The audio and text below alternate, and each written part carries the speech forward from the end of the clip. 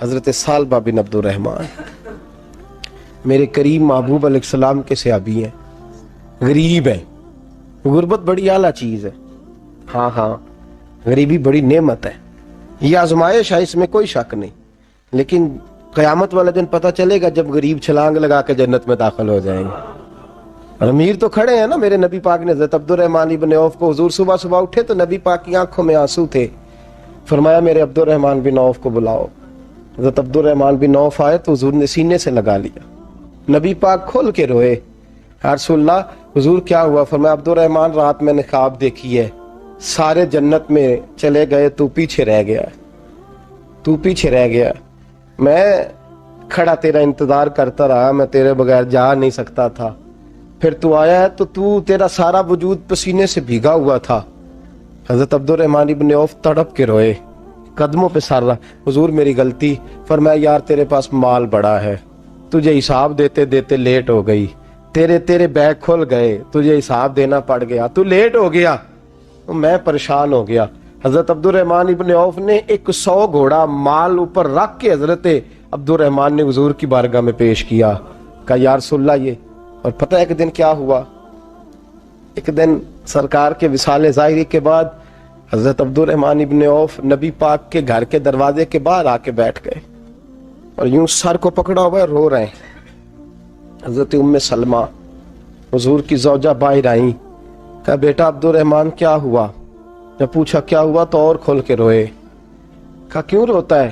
کہا اماں جی جب تک میرے محبوب حیات ظاہری میں تھے مجھے بتاتے تھے یہ مال نہ کما، یہ کم، میں حضور سے بات کرتا تھا تو حضور روک دیتے تھے، اب مجھے ظاہراً بتانے والا کوئی نہیں، مال کے ڈھیر لگ گئے ہیں، آج حساب کرنے بیٹھا ہوں تو حساب نہیں ہو رہا، سوچتا ہوں اگر میں پھنس گیا تو مجھے کون اس سے بچائے گا؟ آپ محبوب کی زوجہ ہیں، میری ماں ہے، میں آپ کے پاس آیا ہوں، اماں جی مجھے بتائیں میں کیا کروں؟ تو حضرت ام سلمہ بھی رو پڑی، کہنے لگے محبوب تھے، میں کہاں ان کی ترجمانی کر سکتی ہوں، میں نبی پاک کی ترجمانی کیسے کروں؟ کہا اماں جی خدا واسطے مجھے کوئی حکم دے دیں، مجھے لگتا ہے عبد الرحمن برباد ہو جائے گا، ہلاک ہو جائے گا، خدا رہا مجھے کچھ بتا دیں، اتنا سارا مال ہے میں کہاں اس کا حساب دوں گا، مہربانی فرمائیں، یہ تجارتیں میرے گلے پڑ رہی ہیں۔ حضرت ام سلمہ کی جب منت کی تو فرمانے لگی جا بیٹے آدھا خیرات کر دے۔ کتنا؟ 2.5% نہیں، کتنے فیصد ہے؟ 50%، 50%۔ حضرت عبد الرحمن ابن عوف گئے اور 50% خیرات کر کے کہنے لگے اماں میں نے 50% دے دیے، میں بچ جاؤں گا نا، میں بچ جاؤں گا، میں دے آیا ہوں آدھا۔ تو حضرت ام سلمہ فرمانے لگی میں نبی پاک کی بارگاہ میں سفارش کروں گی تیری، اور نبی پاک اللہ کی بارگاہ میں سفارش کرے صلی اللہ علیہ وسلم۔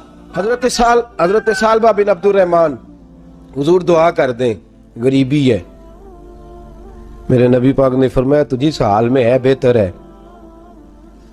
کرتے ہیں حضور نہیں دعا کر دیں، فرمایا تجھی اس حال میں ہے، تیسری دفعہ پھر آ گئے، حضور نے دعا کر دی، 4 بکریاں تھیں، چند مہینے گزرے، کچھ تجارت شروع کی، چھوٹے موٹا لین دین شروع کیا تو 40 ہو گئیں، کچھ وقت اور گزرا تو ریوڑ بن گیا، پھر گائیں بھی آ گئیں، پھر اونٹ بھی آ گئے، پھر لائنیں لگ گئی، پھر ہر وقت حضور کے قریب بیٹھنے کو دل کرتا تھا، اب لین دین کے معاملات تھے، اب ذرا طبیعت تھوڑی پیچھے ہٹنے لگی، تھوڑا دل پیچھے ہٹنے لگا، پہلے 5 نمازیں مسجد میں، پھر زور اثر کی چھٹی، میری طرف دیکھو اور دیکھو میں کیا عرض کر رہا ہوں، پھر زور اثر گئی، پھر کچھ وقت گزرا تو مغرب بھی گئی، پھر اتنی بڑی حویلی کوئی نہیں، پھر باہر جا کے مدینے سے ڈیرا لگا لیا، جمعے کے جمعے آتے، زکوٰۃ کا حکم آ گیا 2 ہجری میں، حضرت ابو ہریرہ رضی اللہ تعالیٰ عنہ امیر زکوٰۃ مقرر ہوئے، 5 اونٹوں پر 1 بکری، یہ زکوٰۃ ٹھہری۔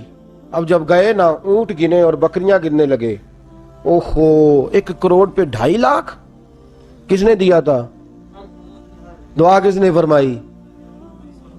اوہو اتنا، میرے پیسے بینک سے میسج آ جائے گا اتنے کم ہو گئے، اوہو بڑی مصیبت بنے گی، مجھے تو خوشی ہوتی ہے جب آتے ہیں تو اب یہ والا میسج بھی چلے گا کہ اتنے مائنس ہو گئے، توبہ توبہ، پریشانی لگ گئی، بڑی طبیعت، انکار نہیں کیا، کہنے لگے حضور سے جا کے عرض کرنا میں خود آؤں گا، اور جہاں محبوبیت ہو وہاں اتنے لفظ بھی بے ادبی ہیں، وہاں ٹھہر جاؤ، سوچتا ہوں، سمجھتا ہوں، غور کرتا ہوں، یہ جملے بھی وہاں توہین ہوتے ہیں۔ محبوب ہو اور وہاں انسان سوچ سمجھ کی بات کرے، وہاں انسان، بابا بلے شاہ صاحب نے کہا عقل آخ دی چگے نو سام کے رکھ، عشق آخ دے بال کے سیکنا چاہیے، کہا جا کے کہنا میں آؤں گا۔ سب کی زکوٰۃ لے آئے، در رسول پہ آئے، حضور نے فرمایا پہلے سال باقی بات بتاؤ، پتہ تھا نا پہلے سال حضور اس نے کہا تھا میں آؤں گا۔ حضرت ابو ہریرہ کہتے ہیں نبی پاک نے ٹھنڈی آہ بھری، آہ ٹھنڈی، فرمایا ہلاک ہو گیا، اس کو کہا تھا نہ اس چکر میں پڑ، ہلاک ہو گیا، ہلاک۔ حضرت ابو ہریرہ فرماتے ہیں دو باریک باریک آنسوؤں کے قطرے بھی میں نے محبوب کی آنکھوں میں دیکھے۔ اپنا ہے نا تو دکھ ہوا یار، میرا اپنا تھا، ہلاک ہی ہو گیا ہے، کدھر چلا گیا ہے۔ ان کو بھی بعد میں خیال آیا، او ہو میں تو غریب تھا، یہ آیا کدھر سے تھا، میں تو غلامی رسول میں آتا گیا تو رب میری عزتیں بڑھاتا گیا، یہ میں کس چکر میں پڑ گیا۔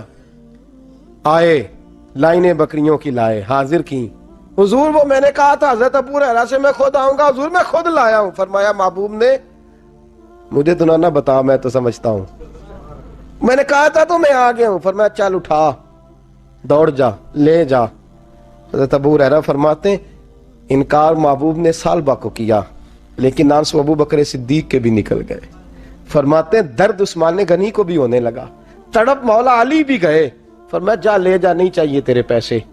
فرماتے ہیں سالبہ نے ہاتھ باندھے، کہا محبوبہ غلطی ہو گئی، حضور مجھے، فرمایا تجھے کہا نہ تیرے نہیں چاہیے، نکل جا۔ حضرت ابو ہریرہ فرماتے ہیں جب نبی پاک نے رخ پھیرا تو صحابہ کی زبانوں پہ بھی جاری ہو گیا یہ تو ہلاک ہو گیا۔ کہتے ہیں مدینے میں قحط پڑ گیا، محبوب نے فرمایا بلال تو بھی آج لا، ایک خشک چھوارا حضرت بلال کا قبول ہو گیا۔ لیکن سال بعد لائنیں لگی یا مال کی، فرمایا جا لے جا، تیرا قبول نہیں ہے۔ فرماتے ہیں تڑپتے رہے ساری زندگی اور مال کو دیکھ دیکھ کے آہیں بھرتے رہے، لیکن کریم نے اس تجارت کو قبول۔ حضرت ابو بکر صدیق کے پاس آئے، سرکار کے وصال، حضور قبول فرما لیں۔ فرمایا ساری دنیا کا قبول ہے، جس کا میرے نبی نے قبول نہیں فرمایا میں کیسے قبول کر لوں۔ حضرت عمر فاروق کے پاس آئے، فرمایا نہ تیرا قبول نہیں۔ حضرت عثمان کے زمانے میں وصال ہو گیا۔ عزیز یاد رکھ، تجارت وہ والی کر جو تجھے نجات دے، اس چکر میں نہ پڑ جا جو تجھے الجھا دے۔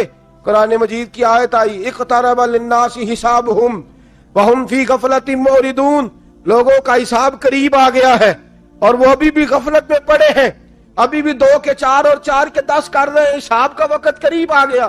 حضرت انس آئے مسجد سے، ایک صحابی مکان بنا رہے تھے، جھونپڑی تعمیر کر رہے تھے۔ حضرت انس کو پریشان دیکھا، کہنے لگے انس خیر تو ہے، کوئی نئی آیت تو نہیں آئی؟ تو جناب انس کہنے لگے آیت تو آ گئی ہے، رب نے کہہ دیا کہ حساب قریب آ گیا، تیاری کر لو۔ جھونپڑی بنا رہے ہیں، محل نہیں، جھونپڑی بنا رہے تھے، ابھی دیوار کچی مکمل نہیں ہوئی تھی، ہاتھ جھاڑ دیے صحابی نے، ادھر رخ پھیرا تو حضرت انس کہنے لگے کہاں جا رہے ہو؟ کہنے لگے بھائی میں حساب نہیں دے سکتا، میں مصطفیٰ کے پاس جا رہا ہوں، میں نے نہیں دیوار بنانی، بس بھائی میری اس دوڑ سے بس میں کوئی نہیں حساب دے سکتا، میں کمزور ہوں۔